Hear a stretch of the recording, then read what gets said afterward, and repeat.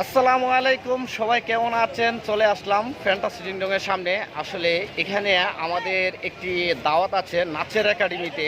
তো আমরা যাব নাচের একাডেমিতে। তো ওইখানে আমাদেরকে দাওয়াত করেছেন আমাদের ডান্স মাস্টার মিন্টু ভাই। তো মিন্টু ভাইয়ের অফিসে যাব। তো স্বপন ভাই এবং আমরা দুইজনেই আসলাম। আর স্বপন ভাই কিন্তু অনেক দূরে থেকে আসছে। আমি সাভার থেকে আসছি। সেই সাভার থেকে আসছে। রাস্তায় অনেক জ্যাম। হ্যাঁ, আর রাস্তার পরিমাণও খুব বেশি একটা ভালো না। থাকে এখানেই থাকে। আমার বাসা পাশাপাশি ফ্যান্টাসি কিংডমে বেশি একটা দূরে না, কাছাকাছি। তো স্বপন ভাই আসছে। তো স্বপন ভাই যখন গাড়িতে উঠে তখনই আমাকে ফোন দিয়ে বলছে, বিলে সাবুদ্দি আমি কিন্তু গাড়িতে উঠলাম, ঠিক আছে। তখন আমি বাসায় ছিলাম।